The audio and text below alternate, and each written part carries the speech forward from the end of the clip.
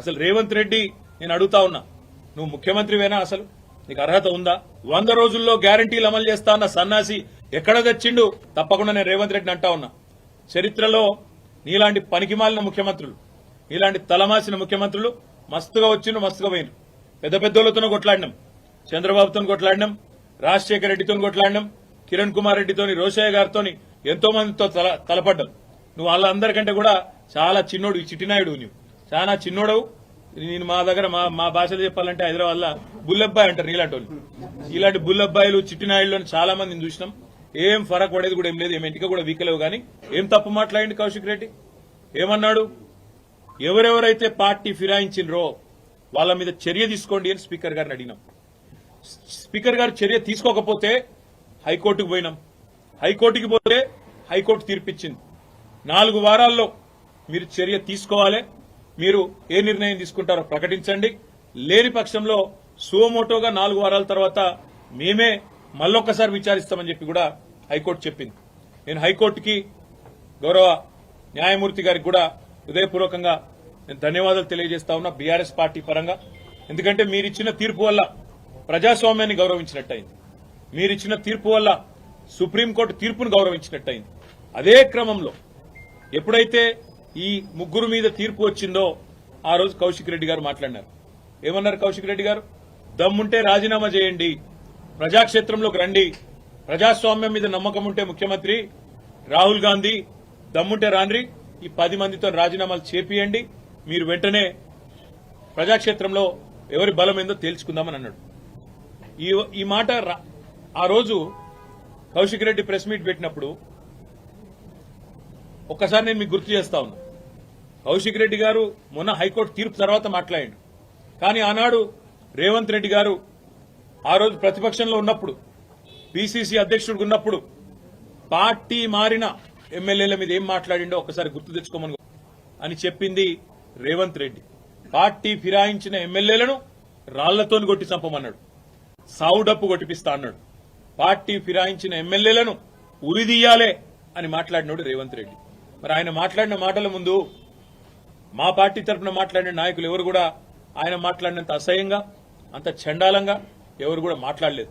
సరే, పార్టీ మారినరా లేదా అనే చర్చ ఒకవైపు జరుగుతూనే ఉంటే, ఇంకోవైపు చాలా దారుణంగా స్పీకర్ కార్యాలయం నుంచి ఏ రోజైతే హైకోర్టు తీర్పు వచ్చిందో పార్టీ ఫిరాయింపుల మీద, అదే రోజు సభా సాంప్రదాయాలన్నింటినీ తుంగలో దొక్కుతూ పార్టీ మారినా అని బాహాటంగా ప్రకటించిన శేర్లింగంపల్లి ఎమ్మెల్యే ఆరికపూడి గాంధీని పీఏసీ చైర్మన్ గా నియమిస్తూ మరి ఒక తీర్పు కాదు, ఒక ఆర్డరు స్పీకర్ కార్యాలయం నుంచి, అసెంబ్లీ సెక్రటరియట్ నుంచి వచ్చింది. దాని తర్వాత సహజంగానే హైకోర్టును బేఖాతరు చేస్తూ, సుప్రీంకోర్టు తీర్పును బేఖాతరు చేస్తూ, రాజ్యాంగ విలువలకు, అసెంబ్లీ సాంప్రదాయాలకు, పార్లమెంటరీ పద్దతులకు అన్నిటికీ తిలోదకాలిస్తూ ఇదేం పద్ధతి, అసలు ఆయన ఏ పార్టీలో ఉన్నాడు అని మా వాళ్ళు అడిగిన. అయితే ఎంత విచిత్రమైన పరిస్థితి అంటే ఈరోజు రాష్ట్రంలో, మొన్ననేమో నేను మారిన పార్టీ కాంగ్రెస్ పార్టీ విధానాలు నచ్చి మారినా అని చెప్పిన ఎమ్మెల్యే నిన్న మొన్నటి నుంచి నేను బీఆర్ఎస్ పార్టీలోనే ఉన్నా, నేను ఎక్కడికి పోలే, 10 మంది ఇక మాకు తప్పది పదవి, గండం పోయితుంది మా పదవి అని చెప్పి కొత్త రాగం ఎత్తుకున్నారు. దాన్ని మా సోదరుడు ప్రశ్నిస్తే ఆయన ఇంటి మీదకి పోలీస్ ఎస్కార్ట్ పెట్టి డీసీపీలు, అడిషనల్ డీసీపీలు, ఏసీపీలు, సీఐలు ఒక గేటెడ్ కమ్యూనిటీ లోపలికి ఒక 50-100 మంది గూండాగాలు చొచ్చుకొని వచ్చి ఇవాళ ఒక ఎమ్మెల్యే ఇంటి మీద దాడి చేసే పరిస్థితి ఇప్పుడే మేము చూసినాం. ఎమ్మెల్యే గారి ఇంటి మీద దాడి చేయడమే కాదు, వారి ఇంట్లో ఉండే పెద్దలు, వారి తల్లిదండ్రులు వచ్చినప్పుడు కానీ లేదా వారి మామగారు వచ్చినప్పుడు కానీ ఉండే రూమ్, ఆ రూమ్ మీద మొత్తం అద్దాలు బలగొట్టిండ్రు. అందులో ఉన్న పెద్దలకు ఏమైనా అయ్యింటే, ఏమైనా జరిగింటే, జరగకూడదు ఏమైనా జరిగింటే ఎవడు బాధ్యుడు? రేవంత్ రెడ్డా? లేకపోతే ఇక్కడ దాడి చేయడానికి వచ్చిన ఆరికపూడి గాంధీ? ఈ రకమైన గూండాగిరి, ఈ రకమైన దౌర్భాగ్యం హైదరాబాద్ 10 ఏళ్లలో ఎన్నడూ లేదు. ఒక ఎమ్మెల్యే ఇంటి మీదనే దాడి, అది ఒక ఎమ్మెల్యే ఇంటి మీదకి దాడికి వస్తుంటే ఫ్యాక్షన్ సినిమాల్లో చూపెట్టినట్టు కార్లకెళ్లి బయటికి ఏలాడుకుంటా 20 బండ్లు పెట్టుకుని లైవ్ పెట్టుకుంటా ఆడికెళ్లి ఇటు దాకా పోలీస్ ఎస్కాట్ లో వచ్చిరంటే చేతగాని ఒక హోంమంత్రి, చేతగాని ముఖ్యమంత్రి ఈరోజు రాష్ట్రానికి ఉండడం వల్లనే ఈ దౌర్భాగ్యం దాపురించింది. అసలు రేవంత్ రెడ్డి నేను అడుగుతా ఉన్నా, నువ్వు ముఖ్యమంత్రివేనా? అసలు నీకు అర్హత ఉందా? ఇవాళ హైదరాబాద్ లో నడి వీధిలో ఈ రకమైన గూండాగిరి చేస్తే రేపు జరగకూడదు ఏమైనా జరిగితే ఎవడు బాధ్యుడు? నువ్వా, నీ ప్రభుత్వమా, నీ డీజీపా? ఎవరు తీసుకుంటారని నేను అడుగుతా ఉన్నా. ఇంత దుర్మార్గమా? నీ కనీసం హైదరాబాద్ లో లా అండ్ ఆర్డర్ కంట్రోల్ చేసే ముఖం లేదు. పేపర్లు రాస్తున్నాయి, మన ఆంధ్రజ్యోతి రాసింది 30 రోజుల్లో 28 మర్డర్లు. ఈనాడు రాస్తుంది ఈ నగరానికి ఏమైంది అని. అదేమి చేతగాదు చేసేది. హోంమంత్రి ఉన్నాడో లేడో ఎవరికి తెలియదు, ముఖ్యమంత్రి ఎక్కడున్నాడో ఎవరికి తెలియదు. ఢిల్లీకి ఎక్కే విమానం దిగే విమానం అన్నట్టు 22 సార్లు ఎక్కడూ దిగుడు తప్ప పీకిందేమీ లేదు. కనీసం హైదరాబాద్ లో శాంతి భద్రతలను కంట్రోల్ చేయలేని దౌర్భాగ్యపు ముఖ్యమంత్రి ఇవాళ ఒక ఎమ్మెల్యే ఇంటి మీదికి మాత్రం గూండాలను పోలీసులు ఎస్కాటించి పంపిన ఒక దౌర్భాగ్యపు చరిత్రహీన ముఖ్యమంత్రిగా రేవంత్ రెడ్డి మిగిలిపోతాడు. నేను అడుగుతా ఉన్నా మా కౌశిక్ రెడ్డి అడిగిన ప్రశ్ననే, ఏ పార్టీలో ఉన్నావు గాంధీ? అసలు మీ 10 మంది ఎమ్మెల్యేలు ఎవడైతే పార్టీ మారినరో, ఎవరి ఇంటింటికైతే పోయి ముఖ్యమంత్రి అనేటోడు కండువా కప్పిండో, ఫస్ట్ మీరు ఏ పార్టీలో ఉన్నారో చెప్పండి. మీకు ఇప్పటికే స్పీకర్ దగ్గర పిటిషన్లు ఉన్నాయి 10. స్పీకర్ గారు కూడా తేల్చాలా. ఇవన్నీ కాదు, ఇవేమీ లేదు, మేము రైతు రుణమాఫీ మీద అడిగితే, లేదా వరద బాధితుల తరఫున ప్రశ్నిస్తే, లేదా రైతు బంధు ఎప్పుడేస్తావని అడిగితే, మహిళా సోదరిమణులకు 2500 ఎప్పుడు ఇస్తావని అడిగితే, లేదా పెన్షన్లు ఎప్పుడు పెంచుతావని అడిగితే, 100 రోజుల్లో గ్యారంటీలు అమలు చేస్తా అన్న సన్నాసి ఎక్కడ తెచ్చిండు ముఖ్యమంత్రి అని అడిగితే తట్టుకోలేక హెడ్లైన్ మేనేజ్మెంట్ కోసం, అటెన్షన్ డైవర్షన్ కోసం ఒక దిక్కు హైడ్రా అని హైడ్రామా, ఇంకో దిక్కు ఈ రకంగా ఎమ్మెల్యేల ఇంటి మీదకే గూండాలను పంపడం అంటే దీనికంటే సిగ్గుచేటు ఇంకొకటి ఉండదు.